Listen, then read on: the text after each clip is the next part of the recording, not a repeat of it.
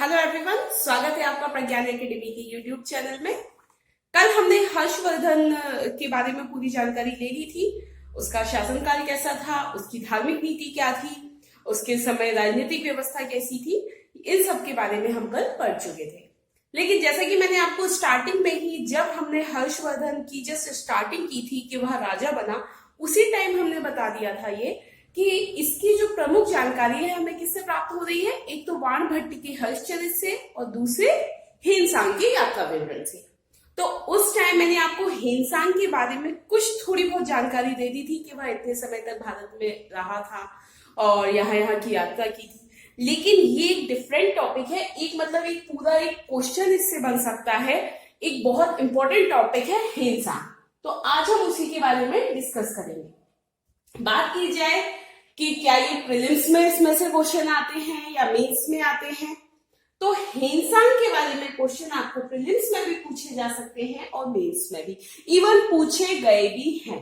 ठीक है, या आप अगर कोई और एग्जाम भी दे रहे हैं, व्यापम का या पीएससी के कोई और एग्जाम दे रहे हैं, तो उसमें भी ये, जैसे हम जो जनरल नॉलेज पढ़ते हैं, तो जब हमने प्राचीन भारत का इतिहास पढ़ा तो हेनसांग भी उसका एक इंपॉर्टेंट कैरेक्टर है। वह इसलिए इंपॉर्टेंट है क्योंकि उसने जो अपना यात्रा विवरण लिखा, उससे हमें उस समय की शासनकाल की जानकारी प्राप्त होती है। वहां का सामाजिक जीवन, वहां का राजनीतिक जीवन, ये सब जानकारियां हमें हेनसांग की यात्रा वृत्तांत से मिलती है। ठीक है, इसलिए इंपॉर्टेंट हो जाता है। मतलब ऐसा नहीं है कि हमें हेनसांग के जीवन के बारे में पढ़ना है कि उसका जन्म कहाँ हुआ, मृत्यु कहाँ हुई, नहीं, इसलिए वो कोई इंपॉर्टेंट नहीं है। वह इंपॉर्टेंट इसलिए है क्योंकि वह बहुत लंबे समय तक भारत में रहा और उसने भारत में विभिन्न क्षेत्रों की, विभिन्न राज्यों की यात्राएं की, और उसके बाद जब वह वापस लौटा तो उसने अपना ये पूरा यात्रा विवरण एक पुस्तक में लिखा। ठीक है, जिसका नाम क्या है, सीयूकी। ठीक है, सीयूकी, चूंकि ये चीन का था तो यह चीनी नाम है। इसको अगर हिंदी में बोला जाए तो पश्चिमी संसार का विवरण, इस नाम से इस पुस्तक का टाइटल है। ठीक है, पश्चिमी संसार का विवरण। तो ये आपको याद रखना है। ठीक है, जब हमने फायान पढ़ा था तो फायान का जो यात्रा विवरण था वह क्या था, फूको की। लेकिन तो फायान का यात्रा विवरण क्या था, फूको की। लेकिन फायान का यात्रा विवरण उसने खुद नहीं लिखा था, उसने अपने मित्र को बताया था भारत यात्रा के बारे में, और उसके उस मित्र ने उसकी पूरी यात्रा का विवरण एक ग्रंथ में लिखा था। ठीक है, उसी का नाम क्या था, फूको की। ठीक है, हेनसांग का क्या है, सीयूकी। ये आपका प्रीलिम्स का क्वेश्चन है जो कि कई बार पूछा गया है। मतलब बहुत सारे जो ऑब्जेक्टिव एग्जाम्स जो होते हैं, जो ऑब्जेक्टिव बेस्ड होते हैं, उनमें ये क्वेश्चन पूछा जाता है। इसलिए इसके बारे में एक तो सबसे इंपॉर्टेंट बात यही है कि यह चीन का निवासी था। ठीक है, जो कि यात्रा पे भारत आया था। फिर लेकिन ये आया क्यों था भारत, इसके बारे में ये मैंने आपको स्टार्टिंग में ही बता दिया था। चूंकि इसका झुकाव बौद्ध धर्म की ओर बहुत ज्यादा था। ठीक है, तो जो वहां के जो बौद्ध ग्रंथ आदि थे उनका इसने अध्ययन किया, लेकिन इसको संतुष्टि प्राप्त नहीं हुई। ठीक है, इसने जब वहां अध्ययन किया तो इसको इतनी ज्यादा संतुष्टि नहीं मिली। तब फिर यह भारत आया और भारत में इसने नालंदा विश्वविद्यालय में शिक्षा ग्रहण की। ठीक है, और यहाँ पर इसने जो बुद्ध से संबंधित जो स्थल थे उनकी भी यात्रा की। ठीक है, तो यह भारत आया था 630 ईस्वी में और रहा कब तक, 644 ईस्वी तक। तो मतलब लगभग 14 साल। तो 14 साल एक बहुत लंबा टाइम पीरियड होता है। तो इसमें ये हम समझ सकते हैं कि इतने समय में इसने भारत की उस समय की सामाजिक स्थिति, राजनीतिक स्थिति को बहुत निकट से देखा होगा, है ना। ऐसा नहीं है कि 1 या 2 साल के लिए आया था या फिर 1 महीने 2 महीने के लिए। तो इतना उस टाइम तो एक तरीके से यात्रा के साधन भी इतने ज्यादा नहीं थे। तो जब वो इतने समय तक रहा तो इसने वहां की स्थितियों को बहुत निकट से देखा और वापस जाके उसके बारे में पुस्तक लिखी। ठीक है, कितने साल रहा, 14 साल। एक तो इसके बारे में ये बन जाता है कि यह कब आया था, कितने वर्ष रहा था। फिर इसका यात्रा विवरण। एक जो बहुत इंपॉर्टेंट है वह है किस राजा के टाइम पे आया था। तो किसके टाइम पे आया था? हर्षवर्धन की। ठीक है, चलिए इसके बाद अब हम देखते हैं कि इसने उस समय की राजनीतिक स्थिति, सामाजिक स्थिति, उस समय के लोगों का रहन सहन कैसा था, इन सब के बारे में क्या वर्णन किया है। ठीक है, देखिए अब इसमें एक और इंपॉर्टेंट चीज ये है कि जब आप ये पढ़ेंगे उसके साथ ही आपका एक और क्वेश्चन तैयार हो रहा है। जैसे कि मैंने आपको बताया ये कब आया? हर्ष के समय आया। तो इसने जो भी स्थितियों का वर्णन किया वह किस समय की थी? हर्ष के समय की थी। तो अगर आपसे हर्ष के बारे में भी क्वेश्चन आए कि हर्ष के समय की राजनीतिक स्थिति, आर्थिक स्थिति, सामाजिक स्थिति का वर्णन कीजिए, तो आप यही वर्णन बिल्कुल कर सकते हैं। क्योंकि हम भी अगर अभी पढ़ रहे हैं तो हम कहां से रेफरेंस ले रहे हैं? या तो इसकी पुस्तक से या फिर बाणभट्ट के हर्षचरित से, है ना। ये तो मैंने आपको फर्स्ट डे ही बता दिया था कि सबसे पहले ये जानना जरूरी है कि स्रोत क्या है जानकारी का। ठीक है, तो ये दो स्रोत है। तो जब हम यहाँ हिंसांग की पुस्तक का ही पूरा पढ़ रहे हैं, उसने जो अपने यात्रा विवरण में लिखी है उस समय स्थिति, तो वो हर्ष के समय की ही लिखी है। तो आपकी हर्ष का भी तैयार हो गया। और हर्ष किस समय का था? गुप्तोत्तर काल का था। तो एक तरीके से अगर आपको डायरेक्ट गुप्तोत्तर काल का समझ में नहीं आ रहा है तो आप ये भी लिख सकते हैं। ठीक है, मतलब आपको ऐसा नहीं है कि स्पून फीडिंग नहीं करनी है कि ये क्वेश्चन याद किया है तो यही क्वेश्चन इसी टाइप से आएगा। अगर उस टाइम अगर आप पे ऐसा प्रश्न आया है और आपको नहीं समझ में आ रहा है तो आपको थोड़ा सा दिमाग लगाना है। अगर आपको ये चीज याद आ रही है तो आप इसको बिल्कुल कनेक्ट करके इससे लिख सकते हैं। ठीक है, हम उस समय की स्थिति उन्हीं बिंदुओं पर डिस्कस करेंगे जिन बिंदुओं पर हमने फाइयान की यात्रा विवरण की स्थितियां की थी। अगर आपने वो वीडियो देखा हो तो हमने उसमें क्या क्या डिस्कस किया था?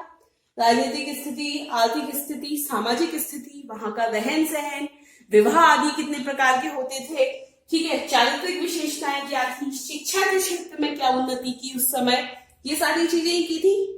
तो बस बिंदु तो वही है, बस उनके अंदर की जो हेडिंग है वह बदल गई है। मतलब उस समय क्योंकि इतना लंबा टाइम पीरियड हो गया तो थोड़ा सा चेंज हो जाता है।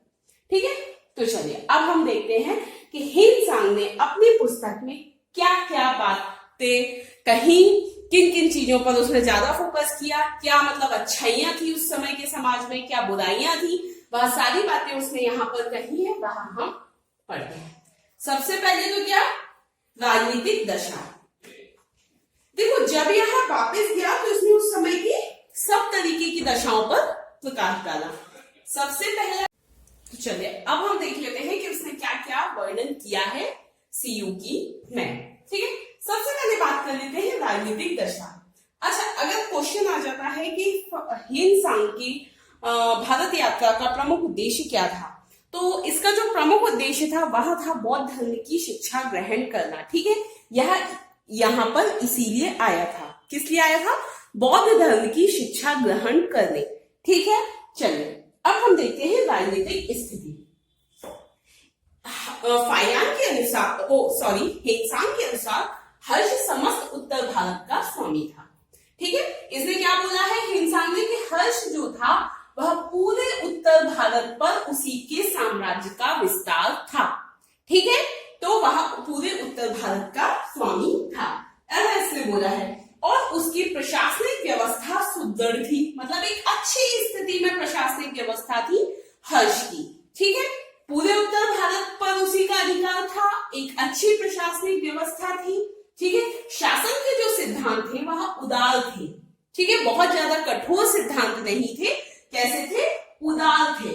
ठीक है, राजा जो होता था वह प्रजा के हित में ही शासन करता था। यह भी इंपॉर्टेंट है। राजा, यहाँ पर मैंने बहुत चीजें नहीं लिखी है, आप नोट करते जाइए, मैं सीधे यहाँ पर। ठीक है, राजा किस में निर्णय करता था? प्रजा हित में। ठीक है, इससे समझ में आ रहा है कि मतलब प्रजा का हित ही राजा के लिए सर्वोपरि था। ठीक है, और जनता से बिगाड़ नहीं किया जाता था, जनता पर कर का भार अधिक नहीं था। मतलब ऐसा नहीं है बहुत ज्यादा कर ले रहे हैं तो प्रजा के पास तो कुछ बच ही नहीं रहा है, नहीं। ठीक है, कर का भार बहुत ज्यादा नहीं था, सरकारी अधिकारी जनता का शोषण नहीं करते थे। ठीक है, ऐसा नहीं था कि सरकार सरकारी अधिकारी मनचाहा व्यवहार कर रहे हैं, जनता के साथ उनका शोषण कर रहे हैं। तो ऐसी भी स्थितियां यहाँ पर देखने को नहीं मिली थी। जब हिंसान भारत आया था उसने ऐसा देखा और उसने अपना यात्रा वृत्तांत लिखा।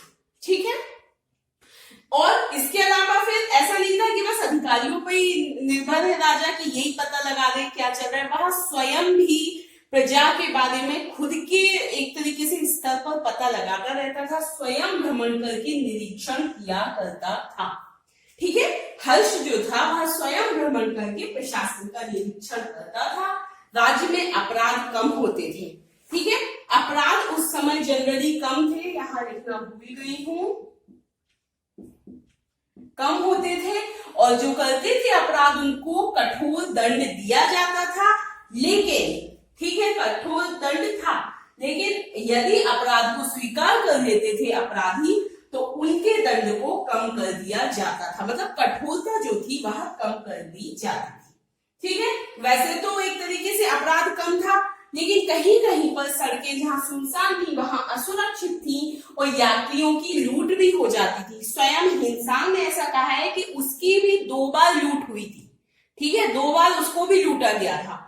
तो कहीं कहीं पर सड़कें असुरक्षित थी, वहां पर यात्रियों की लूट हो जाती थी, जो चोर डाकू आदि होते थे वह यात्रियों को लूटते थे। ठीक है, फिर इसके बाद उसने और क्या बोला है, ये बोला है कि एक तो 2 बार वह स्वयं भी लूटा था, स्वयं के भी 2 बार लूटे जाने का उल्लेख उसने किया है। फिर इसके बाद अगर बात की जाए कि हर्ष के पास सेना किस टाइप की थी, तो हर्ष की एक बहुत बड़ी सेना थी। उसमें 50,000 पैदल सैनिक थे, ये 50,000 लिखा है, 50,000 पैदल सैनिक थे, 60,000 हाथी और 1 लाख घुड़सवार थे। ठीक है, इतनी बड़ी सेना थी। ठीक है, उस समय रथ सेना महत्वपूर्ण नहीं थी, तो रथ सेना जैसी कोई चीज नहीं थी। ठीक है, शासन में प्रत्येक कार्य का लेखा जोखा भी रखा जाता था। इसके अलावा अगर सेना का कार्य क्या था, तो सेना सीमाओं की रक्षा तथा अराजकता का दमन करने का कार्य करती थी। ठीक है, बड़ी सेना थी, 50,000 पैदल, 60,000 हाथी, 1 लाख घुड़सवार थे। तो ये तो क्या हो गई राजनीतिक स्थिति, जो कि हिंसान ने वर्णन किया है। इसके बाद बात की जाए आर्थिक दशा। एक उन्नत आर्थिक व्यवस्था उस समय देखने को मिलती है। हर्ष के समय अच्छी आर्थिक स्थिति थी, उत्पाद अधिक होता था। ठीक है, क्या था, उत्पाद अधिक होता था। उस समय भूमि बहुत उर्वरक थी, भूमि जो थी उर्वरक थी, उत्पाद अधिक होता था, फल सब्जियों आदि का उत्पादन किया जाता था। ठीक है, जब मतलब उत्पाद अधिक हो रहा है तो डेफिनेटली बाहर से कुछ आयात कम करना पड़ रहा होगा, निर्यात ज्यादा हो रहा होगा, तो इस कारण आर्थिक स्थिति तो अच्छी होगी ही, है ना। फिर राज्य उपज का 6ठा भाग कर के रूप में वसूलता था। राष्ट्रीय आय व्यय 4 भागों में किया जाता था, ये हमने स्टार्टिंग में देख लिया था, 4 भागों में होता था। फिर इसके अलावा वस्त्र उद्योग भी उन्नत स्थिति में थे।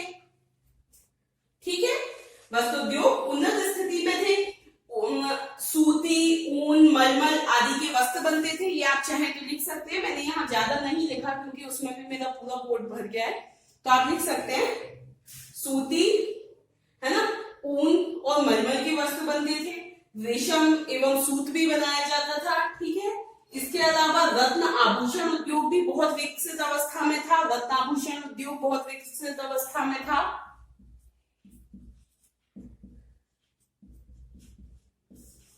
ठीक है, रत्न आभूषण उद्योग बहुत विस्तृत एक तरीके से बहुत विकसित अवस्था में था। कारीगरों के अपने संघ होते थे। देश के औद्योगिक जीवन में ब्राह्मणों की कोई भूमिका नहीं थी। ठीक है, ब्राह्मणों का कार्य क्या था, वही धर्मकांड आदि करना। ठीक है, यह माने पड़ेंगे। फिर कुछ जो थे वह निर्यात भी की जाती थी, कई सारी चीजें। ठीक है, लेकिन उस समय कन्नौज जो था वहां तो प्रमुख संपन्न नगर था, लेकिन जो इसके पहले जो बहुत संपन्न स्थिति में नगर थे वहां इस समय तक उजाड़ हो चुके थे, मतलब उजड़ चुके थे, विनाश हो गए थे। जैसे कि कपिलवस्तु, पाटलिपुत्र, श्रावस्ती, इनको जब हमने पहले के राजवंश पढ़े थे तो ये राजधानी थी पाटलिपुत्र, है ना, लेकिन इस समय तक ये सारे नगर क्या थे, उजाड़ हो गए थे। ठीक है, जब हिंसा आया उस समय तक ये सारे नगर उजाड़ हो चुके थे। अब बात कर लेते हैं सामाजिक स्थिति कैसी थी। वही वर्ण एवं जाति पर आधारित थी। यहाँ पर आपको कुछ भी एक्स्ट्रा नहीं करना है, जो आपने पहले से पढ़ा है वही है। वर्ण एवं जाति पर आधारित सामाजिक स्थिति थी। ब्राह्मण धर्म कर्म आदि करते थे। क्षत्रिय शासक वर्ग था, दयालु होता था और परोपकारी। वैश्य जो थे वह व्यापारी, वणिक। शुद्ध खेती के अतिरिक्त शिल्प कार्य भी किया करते थे। ठीक है, अस्पृश्यता पाई जाती थी उस समय। ठीक है, अस्पृश्यता थी। फिर इसके बाद विवाह तथा स्त्रियों की स्थिति कैसी थी? उस समय सजातीय विवाह ही होते थे, अंतरजातीय विवाह जैसी कोई भी चीज उस समय नहीं थी। लेकिन बहुविवाह, बाल विवाह, सती प्रथा, इन सब का प्रचलन था। विधवा पुनर्विवाह नहीं किया जाता था। ठीक है, और शिक्षा प्राप्त करने का अधिकार सिर्फ उच्च वर्ग की स्त्रियों को था। मतलब उच्च वर्ग की स्त्रियां ही शिक्षा प्राप्त कर सकती थी। ठीक है, ये तो क्या हो गया, विवाह तथा स्त्रियों की स्थिति। इसके बाद रहन सहन तथा खान पान। जनरली देखा जाए तो उस समय जो रहन सहन था वह बिल्कुल सादा था, बहुत सादा जीवन था। ठीक है, बिल्कुल सात्विक जीवन जीते थे। मांस मदिरा आदि का सेवन नहीं किया करते थे उस समय के लोग। ठीक है, जन साधारण का जीवन सादा और सात्विक था, परंतु नगरों व राजसभाओं में विलासिता थी। पुरुष टोपियां पहनते थे, दांतों को काले या सफेद रंग से रंगा जाता था। ठीक है, ये एक अलग चीज है, दांतों को काले या सफेद रंग से रंगा जाता था। मांस मदिरा लहसुन प्याज का प्रयोग कम होता था। क्षत्रिय व शुद्ध मादक द्रव्यों का सेवन करते थे। बासी झूठा भोजन नहीं होता था उस समय। मतलब सोचिए, उस समय ना बासी भोजन कोई करता था ना झूठा करता था। इवन भोजन के बाद दातुन भी करते थे लोग। ठीक है, तो ये तो हुआ वहां का रहन सहन और खान पान। ठीक है, इसके अलावा अगर बात करें तो कुछ चीजें और हैं जो यहाँ नहीं लिखी है, जैसे कि ये लोग बाल अपने ऊपर बांधते थे, कान में छेद करवाते थे जैसे आज चलता है। पैरों में चप्पल पहनने का रिवाज कोई खास नहीं था। आप चाहे तो लिख सकते हैं कि बालों को ऊपर बांधते थे, कान छिदवाते थे। इसके अलावा चप्पल पहनने का कोई ऐसा नहीं था रिवाज। सुगंधित इत्र का इस्तेमाल करते थे, ये लिख सकते हैं। इसके अलावा पुत्र की उत्पत्ति पर उत्सव मनाए जाते थे। ठीक है, ये सब चीजें लिख सकते हैं। इसके बाद बात कर ले चारित्रिक विशेषताएं। तो चूंकि मैंने आपको बताया हीनसांग बहुत लंबे समय तक भारत में रहा, तो उसने विभिन्न विभिन्न क्षेत्रों की यात्रा की। तो इसने उस समय की चारित्रिक विशेषताएं हर क्षेत्र के बारे में अलग अलग बताई है कि यहाँ के होता है ना, जगह बदल जाती है, लोग बदल जाते हैं, उनका रहन सहन बदल जाता है, विचारधाराएं बदल जाती हैं। तो उसी टाइप से जब हीनसांग ने विभिन्न विभिन्न राज्यों की यात्रा की, विभिन्न विभिन्न जगहों की यात्रा की, तो तब उसने ये पाया कि यहाँ के लोगों का ऐसा है चरित्र, यहाँ के लोगों का ऐसा। तो इसने सबके अलग अलग वर्णन किया है। जैसे कि कश्मीरी को इसने बोला कि धोखेबाज तथा कायर होते हैं कश्मीरी लोग जो होते हैं। ठीक है, फिर मथुरा के लोगों को बोला विद्वान होते हैं और नैतिक आचरण करने वाले होते हैं। इसके अलावा कन्नौज के लोग परिष्कृत जीवन के लिए प्रसिद्ध थे, ऐसा इसने बताया। मालवा के लोग विनम्र स्वभाव के होते थे। मगधवासी विद्वानों का आदर करने वाले होते थे। ऐसे इसने कई सारे राज्यों के बारे में बताया, ये हमने कुछ लिख लिए हैं। फिर शिक्षा में प्रगति, इसकी बात की जाए कि शिक्षा जो थी, जैसे कि जब बालक 7 वर्ष का हो जाता था उसके बाद उसे शिक्षा के लिए भेजा जाता था। ठीक है, 5 विषयों में शिक्षा उसे दी जाती थी, 5 प्रकार की, जैसे कि शब्द विद्या, शिल्प विद्या, चिकित्सा विद्या, हेतु विद्या, अध्यात्म विद्या। ये 5 फील्ड में उसको शिक्षा दी जाती थी। संस्कृत भाषा, ब्राह्मी लिपि का विकास भी इसी समय हुआ।